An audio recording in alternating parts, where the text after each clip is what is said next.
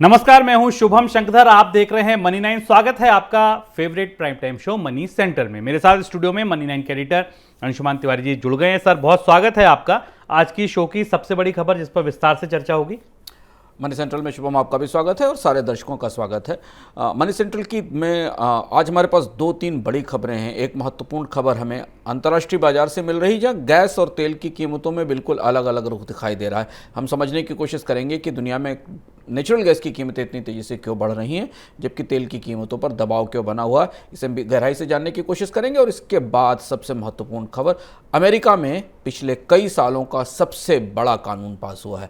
America के राष्ट्रपति Joe Biden ने जिस कानून पर दस्तखत किए हैं, उसका असर पूरी दुनिया की अर्थव्यवस्थाओं पर गहराई से होगा। अमेरिका पर तो होगा ही, और हम इसके बारे में जानेंगे कि आखिर इसका क्या असर है और कैसे ये भारत और दुनिया के बाजारों को प्रभावित करेगा। इसके अलावा और कई खबरें हैं जिन्हें बताएंगे आपको शुभम। और कौन सी खबरें हैं, कौन से मुद्दे हैं जो आज मनी सेंट्रल का हिस्सा हैं, उसके लिए आप देखिए ऑन द शो। शुरुआत होगी, खाद्य महंगाई को कैसे काबू में करेगी सरकार। गेहूं, चावल, दाल सब कुछ महंगा हो रहा है। मंदी महंगाई के बीच भी क्यों नहीं भा रहा सोना, निवेशक लगातार निकल रहे हैं। भारत की बैंकिंग में बड़े बदलाव का संकेत, कितना गहरा है यूरोप का गैस संकट। सस्ते क्रूड के बाद भी क्यों नहीं घटे पेट्रोल डीजल के दाम, और नए कानून से कैसे कम होगी अमेरिका में महंगाई। ये सब कुछ है आज मनी सेंट्रल में खास। अंशुमान जी से चर्चा करेंगे इस पर, लेकिन पहली खबर बताने से पहले आपको एक शो के बारे में बताता हूं। आज का शो जिसके बारे में आपको बता रहा हूं वो है मकान दुकान। ये शो प्रियंका संभव आपके लिए लाई, और इस हफ्ते का ये शो बेहद खास है। बेहद खास इसलिए क्योंकि इस बार आपको कुछ अलग हटके जानकारी दी जा रही है। इस हफ्ते के मकान दुकान शो में दरअसल पवन ने जब ये शो तैयार किया है तो ये बताने की कोशिश की है कि घर जब आप बनवाते हैं और प्लम्बिंग का काम कराते हैं, प्लम्बिंग के काम पर आमतौर पर जनरली शोज नहीं बनते, लेकिन पवन ने एक खास तैयार किया है कि प्लम्बिंग का काम करवाते समय आपको क्या क्या ध्यान रखना चाहिए। ये ऐसा काम होता है जो आप घर बनवाने के समय बार बार नहीं करवा सकते। ऐसा नहीं है कि दरवाजा आज हल्का लगवा लिया कल भारी लगवा लें। प्लम्बिंग का काम एक बार कराना होता है। कैसे कराएं, अच्छा कौन सा होगा, सस्ता कौन सा होगा, बेहतर कौन सा होगा, सब कुछ आपको बता रहा है मकान दुकान का ये शो। देर मत कीजिए, ऐप डाउनलोड कीजिए और तत्काल देखिए ये शो कि प्लम्बिंग का काम कराते समय क्या क्या आपको ध्यान रखना चाहिए। अब मनी सेंट्रल की आज की पहली खबर, गेहूं के भाव को नियंत्रित रखने के लिए सरकार ने गेहूं निर्यात पर रोक लगाई थी, लेकिन सरकार का मकसद पूरा होता नहीं दिख रहा। गेहूं की कीमतें लगातार बढ़ रही हैं। दिल्ली में गेहूं का थोक भाव 2500 रुपए प्रति क्विंटल के ऊपर है। मंडियों में भी भाव बढ़ रहे हैं। मध्य प्रदेश की सीहोर मंडी में भाव 2300 रुपए प्रति क्विंटल के करीब है। 13 मई को जब सरकार ने गेहूं निर्यात पर रोक लगाई थी तो यहां भाव 2250 रुपए प्रति क्विंटल था। इस बीच केंद्रीय पूल में भी अनाज का स्टॉक लगातार घट रहा है, ऐसी खबरें आ रही हैं। सर, हमने कल थोक महंगाई के आंकड़े देखे, इससे पहले खुदरा महंगाई के आंकड़े देखे। दोनों जगह हमको महंगाई की दर घटती दिखी, यानी कि महंगाई कम होती दिखी। लेकिन खाद्य महंगाई के मोर्चे पर आप देखिए तो लगातार गेहूं हो, चावल हो, दालें हो, लगातार महंगाई बढ़ रही है। सरकार इसको कैसे काबू करेगी? दोनों अनाज के संदर्भ में हमारे पास जो खबरें अब आ रही हैं, और इसलिए महंगाई का आंकड़ा जो कल थोक और खुदरा महंगाई का आया था, जिसके बारे में हमने चर्चा में कहा था कि हमें देखना होगा कि महंगाई स्थिर हो पा रही कि नहीं हो पा रही। गेहूं को लेकर हम पहले बाजार को करीब से देखने की कोशिश करें। गेहूं की दरअसल बाजार में किल्लत है। आंकड़े आपको शुभम ने बताया कि केंद्रीय पूल में गेहूं का स्टॉक 2008 के बाद सबसे निचले स्तर पर है। हरियाणा में state cooperative supply marketing federation को अपने स्टॉक से गेहूं बेचना पड़ा, क्योंकि मिलर्स की डिमांड थी कि उन्हें बाजार में आटे के लिए और ब्रेड के लिए गेहूं नहीं मिल रहा है। जबकि इस साल एफसीआई ने ओपन मार्केट में सेल्स नहीं की है।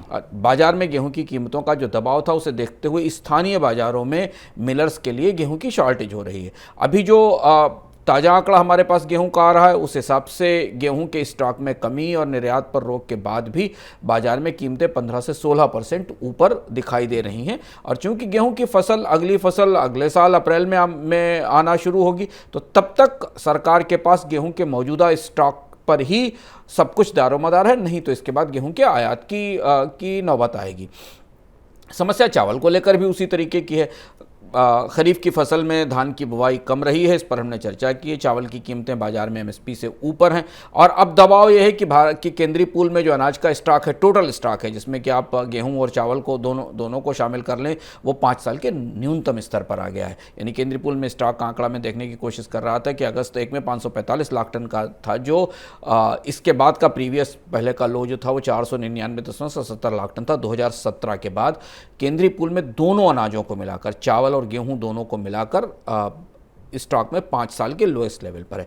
अब यहाँ से 2 बड़ी संभावनाएं हमें दिखती हैं और दोनों संभावनाएं सीधे तौर पर महंगाई को प्रभावित करेंगी। पहली संभावना है कि खाद्य महंगाई को लेकर दोनों स्टेपल अनाजों में दबाव, या तो सरकार आयात खोलेगी, और अगर आयात खोलेगी तो बाजार में महंगाई का सेंटीमेंट और ज़्यादा मजबूत होगा और ये दबाव हमें आने वाले हफ्तों में महंगाई की दर पर दिखाई देगा, खासतौर पर गेहूं और चावल के संदर्भ में और इसके बाद इससे बनने वाले अन्य उत्पादों के संदर्भ में। और दूसरी चीज़, अब एक गंभीर सवाल है कि सितंबर के बाद क्या सरकार मुफ्त अनाज की स्कीम लागू कर पाएगी या चालू कर पाएगी कि नहीं, या इसे धीमे धीमे फेड होने दिया जाएगा। हमें याद है कि जब गेहूं की कमी इस साल के मध्य में आई थी, तब सरकार ने गेहूं का आवंटन घटाकर चावल का आवंटन बढ़ा दिया था मुफ्त अनाज की स्कीम में। अब चावल की भी कमी है स्टॉक में, ओवरऑल स्टॉक में कम है और इस बार चावल की खरीद की भी कमी होने की संभावना है। तो क्या मुफ्त अनाज की स्कीम सितंबर के बाद जारी रह पाएगी? ये 2 बड़े सवाल है। तो महंगाई के आंकड़े पर क्या असर होगा, ये तो हमें पता चलेगा महंगाई का अगले महीने का आंकड़ा आने पर। और मुफ्त अनाज की स्कीम सरकार चलाएगी कि नहीं चलाएगी, इसके लिए शायद सरकार खरीफ की खरीद का इंतजार करेगी और उसके बाद इस पर कोई फैसला होने की संभावना है। बिल्कुल। और गेहूं चावल के बाद अब बात दाल की करते हैं। आप मनी 9 की स्पेशल रिपोर्ट देखिए जो मनोज कुमार ने आपके लिए तैयार की है। इसमें बता रहे हैं कि दाल के बाजार का क्या भाव है। गेहूं और चावल के बाद अब महंगी होती दालें सरकार के लिए सिरदर्द बन रही हैं। खरीफ दलहन की खेती में आई कमी से उपज घटने की आशंका बढ़ गई है और यही आशंका दालों की महंगाई को बढ़ा रही है। खासकर अरहर उड़द की कीमतों में जोरदार उछाल आया है। महीने भर में अरहर का भाव करीब 17% और उड़द का भाव 10% से ज्यादा बढ़ा है। खरीफ दलहन की खेती को देखें तो रकबा 5 लाख हेक्टेयर से ज्यादा पिछड़ गया है। अरहर और उड़द की खेती में ही ज्यादा गिरावट आई है। अरहर का रकबा 5.5 लाख हेक्टेयर से ज्यादा पिछड़ा हुआ है और उड़द का रकबा भी करीब 1.25 लाख हेक्टेयर पीछे है। दलहन की खेती पिछड़ने के अलावा कई बड़े उत्पादक राज्यों में हुई बहुत ज्यादा बरसात की वजह से फसल को नुकसान की भी आशंका है। सरकार को डर है कि कम खेती और फसल को नुकसान की आशंका से दालों की कालाबाजारी को बढ़ावा मिलेगा, जो कीमतों को और हवा देगा। इसी वजह से सरकार ने सभी राज्यों को निर्देश दिया है कि अरहर कारोबारियों के स्टॉक की जांच करें और स्टॉक की जानकारी हर हफ्ते उपभोक्ता मंत्रालय को देते रहें। हालांकि सरकार का कहना है कि दाल कीमतें ज्यादा बढ़ी तो वो अपने स्टॉक में रखे 38 लाख टन दलहन को खुले बाजार में उतार सकती है। लेकिन सरकार अपने रखे दलहन का पूरा स्टॉक भी अगर बाजार में उतार दे तो भी शायद अरहर और उड़द की कीमतों पर लगाम न लग पाए, क्योंकि सरकारी स्टॉक में जो दलहन रखा हुआ है उसमें अधिकतर हिस्सा चने का है और चने का भाव पहले ही नियंत्रण में है। ऊपर से भारतीय दालों की एक्सपोर्ट मांग भी लगातार बढ़ रही है। इस साल अप्रैल और मई के दौरान दलहन के निर्यात में 5 गुना से ज्यादा बढ़ोतरी हुई है। 1.9 लाख टन दालों का एक्सपोर्ट हुआ है। दालों का ये बढ़ा हुआ निर्यात भी कीमतों को हवा दे रहा है। हालांकि भारत से दलहन निर्यात के मुकाबले आयात अधिक होता है और जिन देशों से भारत दालों का आयात करता है वहां पर इस साल अच्छी फसल है। कनाडा में तो सूखे मटर और मसूर का उत्पादन 50% तक बढ़ने का अनुमान है। देश में कीमतें ज्यादा बढ़ी तो विदेशों की अधिक उपज आयात को बढ़ाने में मददगार होगी और अगर आयात बढ़ा तो कीमतों में ज्यादा बढ़ोतरी पर रोक लग सकती है। मनी 9 के लिए मनोज शर्मा की रिपोर्ट। जुलाई के दौरान दुनिया भर में गोल्ड के एक्सचेंज ट्रेडेड फंड यानी ETF ने अपनी गोल्ड होल्डिंग घटाई है। दुनिया भर में गोल्ड ETF की होल्डिंग जुलाई के दौरान 81 टन घटकर 3708 टन रह गई है। भारत में भी सोने के एक्सचेंज ट्रेडेड फंड ने जुलाई के दौरान अपनी होल्डिंग कम की है। भारत के गोल्ड ETF में होल्डिंग घटकर 38.2 टन रह गई है। जुलाई में करीब 0.9 टन सोना बेचा है ETF से। डॉलर की मजबूती की वजह से जुलाई के दौरान दुनिया भर में गोल्ड ETF ने सोने की बिकवाली की है। सर, महंगाई है, मंदी है, सब कुछ ऐसा है जो सोने की चमक को बढ़ा सकता है, लेकिन इसके बाद भी सोने पे भरोसा जुट क्यों नहीं रहा है, लोग निकल क्यों रहे हैं? गोल्ड ईटीएफ के संदर्भ में शुभम दो चीज़ें करीब से हमें दिखाई देती हैं। हमने एक ट्रेंड अगर हम देखने की कोशिश करें कि जब भी शेयर बाजार के सूचकांक में बढ़ोतरी दिखती है, हमें गोल्ड से निवेश की निकासी दिखती है। एक तो ये सामान्य ट्रेंड है जो हमको बाजार में दिखता है। भारत में भी गोल्ड ईटीएफ में कीमतें ऊपर होने के बाद भी जो इनफ्लो था वो करीब 490 करोड़ रुपए के आसपास था, जो कि इसमें बहुत ज़्यादा बढ़ोतरी हमें गोल्ड ईटीएफ के इनफ्लो में इनमें नहीं दिखाई दी भारत के अंदर। डॉलर की मजबूती सबसे बड़ा फैक्टर है, क्योंकि अमेरिका में ब्याज दरें बढ़ती रहेंगी, महंगाई ज़्यादा है, इसलिए जब तक डॉलर मजबूत होता रहेगा सोने को लेकर या सोने की डिमांड को लेकर या सोने के डिजिटल प्रोडक्ट्स में उतना निवेश नहीं होगा। वो हमें गोल्ड ईटीएफ के तौर पर दिखाई दे रहा है। दूसरी चीज़ है कि मंदी के दौर में, सामान्य रूप से मंदी के दौर में सोना चमकता है, लेकिन हमें एक दूसरा ट्रेंड भारत के संदर्भ में दिखाई दे रहा है। शायद इनकम में कमी, आय में कमी का असर है, या रूरल एरिया में बढ़ती महंगाई का असर है, क्योंकि ग्रामीण महंगाई के आंकड़े लगातार पिछले कई महीनों से शहरी महंगाई को चुनौती दे रहे हैं कि भारत में गोल्ड की, ज्वेलरी की डिमांड में भी इस साल कमी होने की संभावना है। माना जा रहा है कि तीसरे क्वार्टर में तीसरी तिमाही में भारत में गोल्ड ज्वेलरी की डिमांड में कमी आएगी। 8% की गिरावट की संभावना जारी की है इकरा ने अपनी एक रिपोर्ट में कि भारत में गोल्ड ज्वेलरी की डिमांड में 8% की कमी आएगी। तो ओवरऑल महंगाई और मंदी होने के बाद भी सोने के लिए बाजार में एक अच्छा आउटलुक नहीं बन पा रहा है। इस बीच शेयर बाजारों में निवेश वापस शुरू हो गया, यानी जो पैसा थोड़ा बहुत शेयर बाजार से निकलकर गोल्ड ईटीएफ वगैरह में जाता था वो धीमे धीमे शेयर बाजारों में वापस लौटने लगा है। तो गोल्ड के दो बाजार हैं, एक बाजार निवेशकों का बाजार है और एक बाजार सोने को खरीद कर अपने घर रखने वालों का बाजार है। दोनों बाजारों में हमें फिलहाल मंदी दिखाई दे रही है, कीमतें बढ़ने की संभावना नहीं दिखाई दे रही है। ये ताज़ा परिदृश्य है। बिल्कुल, महंगाई और मंदी के बाद भी सोने का बाजार सूना है। ऐसे समय में जब बैंकों से कर्ज लेने वालों की संख्या बढ़ रही है, तो बैंकों ने भी जमा बढ़ाने के लिए डिपॉजिट पर ब्याज दरें बढ़ाना शुरू कर दी। अधिकतर बैंक अब फिक्स डिपॉजिट पर पहले के मुकाबले ज़्यादा ब्याज दे रहे हैं। स्टेट बैंक तो 1000 दिन के फिक्स डिपॉजिट पर 6.1% ब्याज ऑफर कर रहा है। कैनरा बैंक और बैंक ऑफ बड़ौदा भी 6% ब्याज दर दे रहे हैं अपने ग्राहकों को। रिजर्व बैंक ने पिछले 3 महीने के दौरान 3 बार पॉलिसी दरों में बढ़ोतरी की है और उसकी वजह से अब डिपॉजिट पर ग्राहकों को अच्छे ऑफर्स, अच्छे रिटर्न्स मिल रहे हैं। सर, बैंकों में ये डिपॉजिट की होड़ सी शुरू हो गई है, तिरंगा स्कीम, 75 हफ्ते की स्कीम, 75 दिनों की स्कीम, कुछ ट्रेंड बदलता देख रहे हैं आप? हाँ, क्योंकि हमने अब जब मौद्रिक पॉलिसी पर चर्चा की थी पिछले सप्ताह, जब रिजर्व बैंक ने अपने यहाँ ब्याज दरों में बढ़ोतरी की थी, उसी समय हमने ये बताया था कि कम से कम जमाकर्ताओं की दृष्टि से बहुत लंबे समय के बाद भारत के डिपॉजिट्स का बाजार थोड़ा गुलजार हो रहा है, थोड़ा बेहतर हो रहा है। और चूंकि भारत की बैंकिंग अधिकांश रूप से डिपॉजिटर्स की, जमा करने वालों की बैंकिंग है, जिनके दिन काफ़ी समय से बुरे चल रहे थे, क्योंकि ब्याज दरों में लगातार कमी हो रही थी। सरकारें और बैंक पूरी ताकत से कर्ज की सप्लाई बढ़ाने में लगे हुए थे और जिसका असर हम बैंकों में रखी हुई जमा पर दिखाई दे रहा था, रिटर्न कम हो रहे थे। लंबा समय हो गया है जब भारत में महंगाई दर से ऊपर बैंक में ब्याज दरें नहीं गई, यानी महंगाई बढ़ती रही, ब्याज दरें कम होती रही। दोनों में एक डाइवर्जेंट ट्रेंड हमें दिखाई दिया। अब यहाँ दो दिलचस्प बदलाव हो रहे हैं। पहले हम ये देखें कि हो क्या रहा है, फिर हम समझेंगे कि बैंक ऐसा कर क्यों रहे हैं। बैंकों ने पहली बार लंबे समय के बाद डिपॉजिट जुटाने की स्कीमें लॉन्च की, जो आमतौर पर हमारे यहाँ हाल फिलहाल के वर्षों में पीछे चली गई थी। बैंक कभी अब जमा के लिए कोई कोशिश नहीं करते थे, कर्ज बांटने की कोशिश करते थे, लोन के लिए आपको फ़ोन करते थे, आप कार का लोन लीजिए, आप मकान का लोन लीजिए, लेकिन अब बैंक जमा के लिए कोशिश शुरू कर रहे हैं।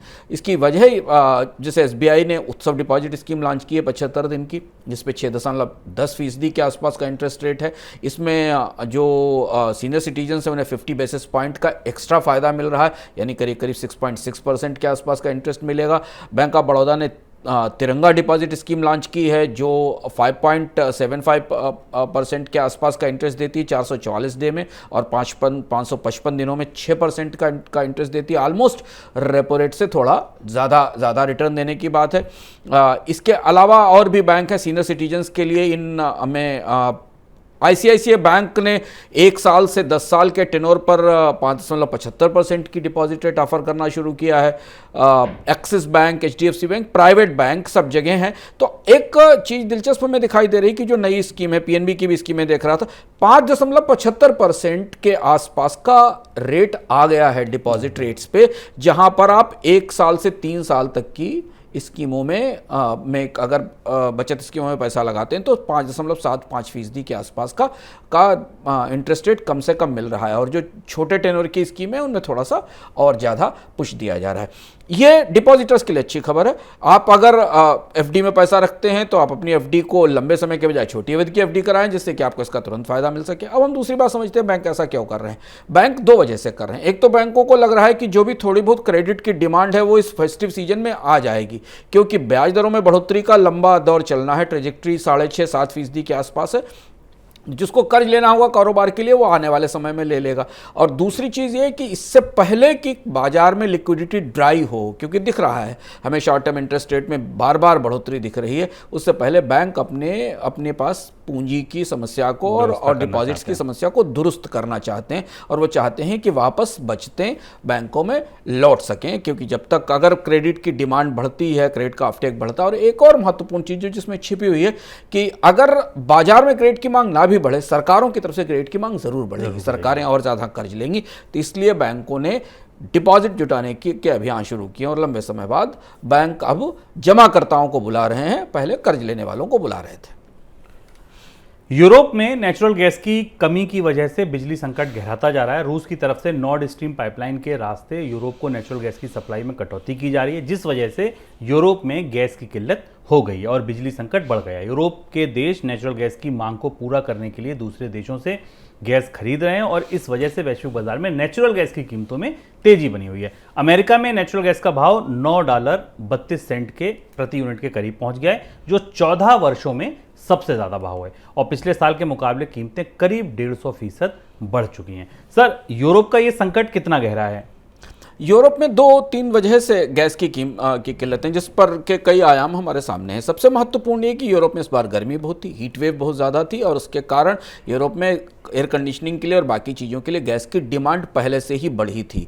दूसरी चीज़, रूस और यूक्रेन के युद्ध के कारण यूरोप ने वो कार्यक्रम अमल में लागू कर दिया, जिसमें कि उन्हें रूस की गैस पर अपनी निर्भरता कम करनी है। इधर पेमेंट्स ना मिलने के कारण गैसप्रोम, जो सबसे बड़ी सप्लायर है यूरोप की, जिसकी गैस आती है, उसने अपनी गैस की आपूर्ति में भी कमी कर दी है। अब समस्या ये है कि फिलहाल अभी की परिस्थिति में आगे विंटर्स हैं, और विंटर्स के हिसाब से यूरोप के पास गैस के स्टॉक्स लिमिटेड हैं।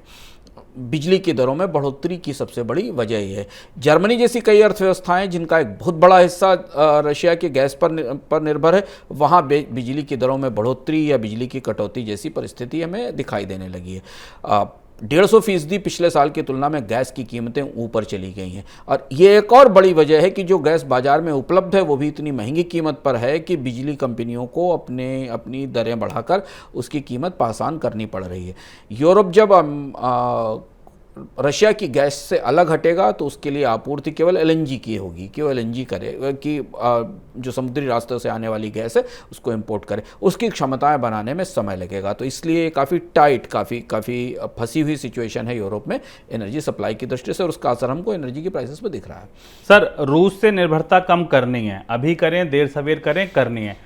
आपको क्या लगता है कि बाहर निकलना शुरू हो चुके हैं, लेकिन पूरी तरीके से यूरोप को आत्मनिर्भर बनने में कितना समय लगेगा? जो प्लान यूरोपियन यूनियन ने तय किया था जब रूस के साथ युद्ध के बाद था, उसके हिसाब से अब सितंबर तक एक बड़ा हिस्सा निर्भरता के तौर पर कम किया जाना था रूस पर, और उसके बाद फिर अगले तिमाही में और ज़्यादा निर्भरता कम की जानी थी। अभी अलग अलग देशों की अलग अलग तैयारियां हैं, लेकिन सबसे बड़ी कोशिश ये हो रही है कि इंपोर्ट बढ़ाया जाए। यूरोप के देश अपनी एलएनजी टर्मिनल्स की क्षमताएं बढ़ा रहे हैं, वहाँ एलएनजी के इंपोर्ट्स बढ़ा रहे हैं, और उसका असर हमें दुनिया के बाजारों पर दिख रहा है। यहाँ तक कि हम अपने मनी सेंट्रल में एक बार शुभ चर्चा कर चुके हैं कि जो भारत को मिलने वाली गैस थी वो भी अब यूरोप जाना शुरू हो गई है, क्योंकि जो दूसरा प्रमुख स्रोत है गैस की इंपोर्ट का यूरोप के लिए, वो अमेरिका और कतर है। या तो अमेरिका से गैस आएगी या कतर से आएगी। अमेरिका में इसीलिए गैस की कीमतें बढ़ी हुई हैं क्योंकि अमेरिका से गैस का एक्सपोर्ट बढ़ेगा। तो यूरोप जब तक अपना एक सप्लाई सोर्स बदल नहीं लेता, ये एक कठिन प्रक्रिया है। उस कठिन प्रक्रिया में 6 से 8 महीने 9 महीने लगेंगे, तब तक गैस की कीमतों में दुनिया में कमी नहीं दिखाई देगी। और इसीलिए हमें गैस की कीमतों में जितनी तेज बढ़ोतरी दिखाई दी है पिछले 7-8 महीनों में, कच्चा तेल बिल्कुल उसका उल्टा व्यवहार कर रहा है। बिल्कुल। बात अब कच्चे तेल की ही करते हैं। एक तरफ नेचुरल गैस की कीमतें आसमान पर हैं और दूसरी तरफ कच्चे तेल के भाव फिसलते जा रहे हैं। विदेशी बाजार में ब्रेंट और WTI क्रूड का भाव 6 महीने के निचले स्तर पर है। ब्रेंट क्रूड का भाव घटकर $93 के नीचे आ गया है, जबकि WTI क्रूड $87 से भी नीचे पहुंच गया है। सर, कच्चे तेल और गैस की कीमतों में ये दो दिशाओं में जाती दिख रही हैं, ये ऐसा डाइवर्जेंस क्यों दिख रहा है? दो बड़े बड़ी वजह हैं। एक हिस्सा हमने कल चर्चा की थी, कच्चे तेल पर हम लगातार अपने मनी सेंट्रल में आपके साथ चर्चा करते रहते हैं। एक महत्वपूर्ण दबाव जो कच्चे तेल की कीमतों पर बना वो ईरान की तरफ से बना, क्योंकि ईरान, ऐसा लग रहा था कि ईरान से अगर प्रतिबंध हटाए जाएंगे तो ईरान का तेल बाजार में आना शुरू होगा। हालांकि कूटनीतिक तौर पर बहुत हलचल इस पर दुनिया में नहीं दिख रही है, क्योंकि ईरान और रूस के रिश्तों के कारण फिलहाल यूरोप और अमेरिका ईरान से प्रतिबंध हटाने के लिए तैयार होगा, इस बात की गुंजाइश कम दिखाई दे रही है। दूसरा महत्वपूर्ण हिस्सा चीन के में मंदी और चीन में उत्पादन कम होने की जो आशंकाएं थी, उसके कारण एनर्जी की डिमांड में कमी आई। हालांकि हमने बेस मेटल की कीमतों में बढ़ोतरी होते देखी है। तो पर सबसे दिलचस्प और इंटरेस्टिंग बात यह है कि हमारे सामने दो रिपोर्ट्स आई दुनिया में क्रूड के मांग को लेकर, कच्चे तेल की मांग को लेकर। एक रिपोर्ट आई इंटरनेशनल एनर्जी एजेंसी की और दूसरी रिपोर्ट आई ओपेक की। ओपेक एक मंथली ऑयल मार्केट रिपोर्ट जारी करता है जिसको MOMR कहते हैं, और उसमें ओपेक ने यह पाया कि दुनिया में इस साल तेल की मांग में उतनी बढ़ोतरी नहीं होगी जितनी इंटरनेशनल एनर्जी एजेंसी मान रही है। यानी ये जो कमी है रहेगी 3.1 बिलियन बैरल पर डे के आसपास। लेकिन इस साल के आधे समय के बाद, मतलब अगली छमाही में, इसमें गिरावट आएगी। ये माना जा रहा है कि ओपेक देश धीमे धीमे इस तरीके की परिस्थितियों की तरफ जा रहे हैं जहां उन्हें उत्पादन न बढ़ाना पड़े। और अगर कच्चे तेल की कीमतों में गिरावट का ये दौर जारी रहता है, जो कि नीचे आती दिखाई दे रही है $91-92 के आसपास, तो ओपेक देश अपने उत्पादन में कटौती कर सकते हैं। और ये अब आने वाले समय में ओपेक का सबसे बड़ा और सबसे महत्वपूर्ण देखने वाला क्षण होगा कि क्या ओपेक देश अपने उत्पादन में कटौती आउटपुट कट लागू करते हैं। उसकी दो वजह हैं कि रूस को छोड़कर ओपेक के बाकी कोई भी देश ऐसे नहीं है जिनकी उत्पादन की लागत बहुत कम हो। $60, $65, कुछ की तो $70-80 तक की प्रोडक्शन का कॉस्ट है। तो ओपेक के देश फिलहाल ऐसी परिस्थिति में, जबकि एनर्जी को लेकर तरह तरह की होड़ बची हुई है, कीमतें कम करेंगे, इस बात की गुंजाइश कम दिखाई देती है। तो एक बाजार में चर्चा है कि अगर कीमतें स्तर से नीचे जाती हैं तो शायद ओपेक देशों की तरफ से उत्पादन में कटौती का ऐलान हो। लेकिन इस पर हमें ओपेक की अगली बैठक में कुछ स्थिति स्पष्ट होती दिखाई देगी। पर कच्चे तेल की कीमतों में वॉलेटिलिटी या उतार चढ़ाव आने वाले समय में काफ़ी तेज रहेगा, इस बात के संकेत हैं। इस बीच भारत ने एक बार फिर रूस से कच्चे तेल की खरीद का बचाव किया है। विदेश मंत्री एस जयशंकर ने कहा है कि दुनिया इस मामले में भारत की स्थिति को समझ रही है। उन्होंने कहा कि भारत को तेल सप्लाई करने वाले कई देशों ने यूरोप को सप्लाई बढ़ा दी है, क्योंकि यूरोप के देश रूस से तेल नहीं खरीद रहे। ये दर्शाता है कि दुनिया का हर देश अपने लिए कच्चे तेल की बेहतर डील चाहता है और भारत भी यही कर रहा है। सर, भारत सस्ता तेल रूस से खरीद रहा है, यह आधिकारिक तौर पर पता चल गया, सरकार ने खुद बोल दिया। लेकिन सस्ता तेल आ रहा था, उसके बाद भी पेट्रोल डीजल के दाम कम नहीं हुए। आधिकारिक रूप से सरकार ने बोल दिया। इसके साथ सरकार ने विंडफॉल टैक्स लगा दिया कंपनियों पे, और रूस से सस्ते कच्चे तेल के कारण ही हुआ। करीब करीब $16 से $20 के आसपास की बचत भारत की तेल रिफाइनरीज को या तेल कंपनियों को रूस से सस्ते से तेल के कारण हो रही है।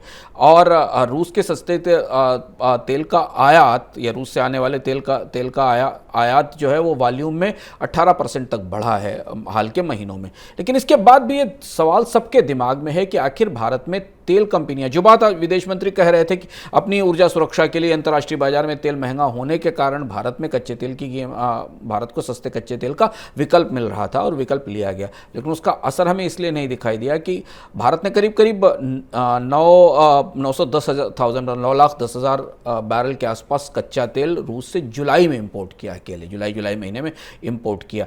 लेकिन भारत की तेल कंपनियों ने इस सस्ते तेल को अपनी कॉस्ट में फैक्टर इन नहीं किया। भारत में आज भी पेट्रो प्रोडक्ट्स की जो कीमतें तय हो रही हैं वो अंतर्राष्ट्रीय बेंचमार्क से हो रही हैं। यानी रूस का सस्ता तेल अगर $20 आ भी रहा है, हमारे लिए वो ब्रेंट के बराबर ही है, क्योंकि भारत की कंपनियां ब्रेंट के हिसाब से प्राइसेस तय करती हैं। और उन्होंने अपनी प्राइसिंग पॉलिसी में ना तो सरकार ने उन्हें बदलाव करने दिया, बल्कि सरकार ने इसके बजाय प्राइवेट कंपनियों से विंडफॉल टैक्स लगाकर उनसे टैक्स वसूल लिया। और इसलिए सस्ते तेल पर जितनी राजनीति हुई दुनिया में, भारत की तरफ से जो भी रुख लिए गए, अंततः हमारे और आपके उपभोक्ताओं के लिए इस रूस के सस्ते तेल का या वहाँ से आने वाले सस्ते तेल का कोई लाभ नहीं हुआ, इसके अलावा कि कंपनियों से कुछ टैक्स सरकार ने वसूल लिया। तो अब है क्या कि ये पहली बार ऐसा हो रहा है शुभम, जब हम भारत की रिफाइनरीज में, खासतौर से प्राइवेट रिफाइनरीज और सरकारी रिफाइनरीज में भी दो कीमतों का तेल आते हुए देख रहे हैं। एक तेल जो खुले बाजार से आ रहा है, जहाँ ब्रेंट का बेंचमार्क लागू होता है, और दूसरा रूस जैसी जगहों से आ रहा है जो सस्ता कच्चा तेल है।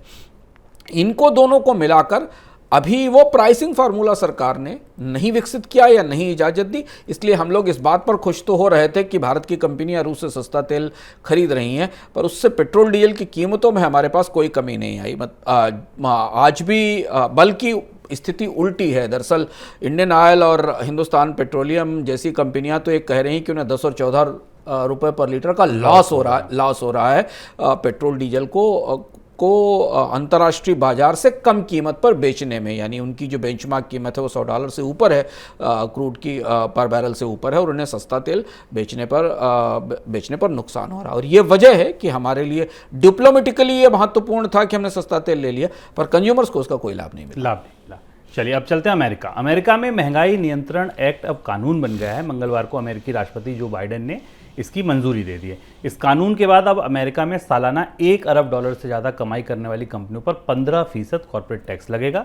पर्यावरण और क्लीन एनर्जी के लिए $369 अरब का निवेश होगा, और हेल्थ इंश्योरेंस की लागत घटाने के लिए $64 अरब का निवेश बढ़ाया जाएगा। ऐसा माना जा रहा है कि डेमोक्रेटिक पार्टी अमेरिका में अगला राष्ट्रपति चुनाव इस कानून को आगे रखकर लड़ सकती है। सर, ये कानून इतना बड़ा क्यों है? मुझे लगता है अमेरिका में डेमोक्रेट्स के हिसाब से उनका सबसे बड़ा कानून था, और इसलिए पूरी दुनिया में इसकी इतनी चर्चा, और इसके कई सारे आयाम हैं। आमतौर पर अमेरिका में कानून ऐसे ही बनते हैं, और रिपब्लिकन्स ने इसका समर्थन भी नहीं किया, हाउस से ये पास हुआ। इसके कई महत्वपूर्ण आयाम हैं।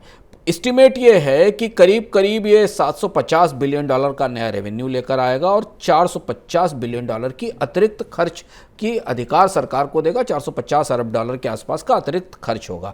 इस कानून के साथ टैक्स में भी रिफॉर्म है। इस कानून के साथ सामाजिक ढांचे में और इंफ्रास्ट्रक्चर में, और खासतौर से पर्यावरण को सुरक्षित रखने वाली तकनीकों में निवेश के सुधार हैं। तो हम पहले इसको खर्च के समझते हैं। एक sustainable energy and emission reduction कार्यक्रम है, यानी जो रिन्यूएबल एनर्जी है, जो पर्यावरण को नुकसान न करने वाले ऊर्जा स्रोत हैं, को बढ़ावा देने के लिए $369 बिलियन का खर्च अमेरिका की सरकार करेगी, और इसका फायदा हमको स्टॉक मार्केट में सोलर एनर्जी और इससे जुड़ी हुई कंपनियों के तौर पर दिखाई देगा, अगर स्टॉक मार्केट के नज़रिए से हम आप देखें। इसके अलावा जो सब्सिडीज दी जानी है अल्टरनेट एनर्जी सोर्सेज पे और उन कंपनियों को, उन पे $64 बिलियन होगा।